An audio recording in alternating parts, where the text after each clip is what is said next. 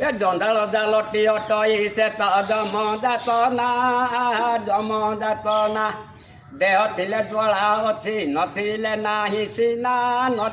ନାହିଁ ସିନା ଶିବ ଶିବ ବୋଲି ଯାହାଙ୍କୁ କହୁଅଛି ଜଗତ ତାଙ୍କ ବେଦନା ଶୁଣିଲେ ଲାଗଇ ଆଚମ୍ବିତ ଶିବଙ୍କ ବୃଷଭ ବାହନ ପାର୍ବତୀଙ୍କ ସିଂହ ଖାଦ୍ୟ ଖାଦକ ସମ୍ବନ୍ଧରେ ନିତ୍ୟ ହୁଏ କଳହ ମୟୂର ବାହନ ଅଟେ ପୁତ୍ର କାର୍ତ୍ତିକଙ୍କର ଶିବଙ୍କ ସର୍ପ ଦେଖି ମୟୂରେ କାତର ଗଦାନନଙ୍କ ବାହନ ଅଟଇ ଇନ୍ଦୁର ଶିବଙ୍କ କୌପିନି କାଟି କରଇ ହରବର ଏମନ୍ତ ଜଞ୍ଜାଳେ ପଡ଼ି ଶିବ ବିଷ୍ଣୁ ଛାମୁର ଗୁହାରି କରନ୍ତେ ଭାସିଲେ ଜଗତର ଠାକୁର ଏକ ଭାଜା ନାମ ଚଞ୍ଚଳା କଥା ନ ମାନେ ମୋର ଦ୍ୱିତୀୟା ମୁଖରା ଦିଏ ପ୍ରତି ଉତ୍ତର କନ୍ଦରପ ନାମେ ସନ୍ତାନ ବିଶ୍ୱ ବିଜୟୀ ବୀର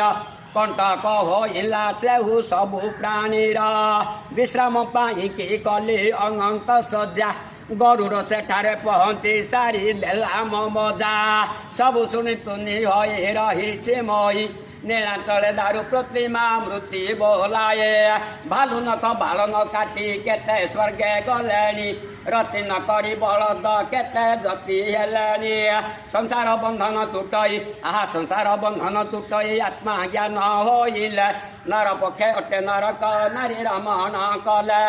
ବଡ଼ ବଡ଼ ନଖ ହୋଇନ ଯାର ଜଟ ଅଛଇ କଳିକାଳେ ସେହି ପ୍ରସିଦ୍ଧ ତାପସଟି ବୋଲାଏ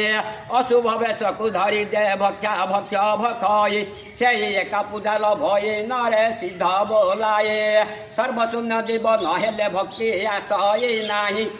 ସର୍ବଶୂନ୍ୟ ଜୀବ ନହେଲେ ଭକ୍ତି ଆସଇ ନାହିଁ ଆତ୍ମା ସମର୍ପଣ ନ କଲେ ଆତ୍ମା ଗୁପତେ ଥାଏ ନିଶା ବେଶା ପୁଣି ପଇସା ଏହା ସାଧୁଙ୍କୁ ଦୁଃଖ ଏହାକୁ ବର୍ଜନ କରିଲେ ମିଳେ ସଂସାରେ ସୁଖ ନିଶା ବେଶ୍ୟା ପୁଣି ପଇସା ଏହା ସାଧୁଙ୍କୁ ଦୁଃଖ ଏହାକୁ ବର୍ଜନ କରିଲେ ମିଳେ ସଂସାରେ ସୁଖ ନିଶା ବେଶ୍ୟା ପୁଣି ପଇସା ଏହା ସାଧୁଙ୍କୁ ଦୁଃଖ ଏହାକୁ ବର୍ଜନ କରିଲେ ମିଳେ ସଂସାରେ ସୁଖ महिमा अलेख गुरु ब्रह्म महिमा अलेख महाब्रह्म महिमा अलेख महिमा अलेख स्वर्ग मर्त्य पाताल तलातल सुतल वितल रसातल सर्वठारे पुरी रहीछ महाब्रह्म महिमा अलेख महिमा अलेख अलेख महिमा।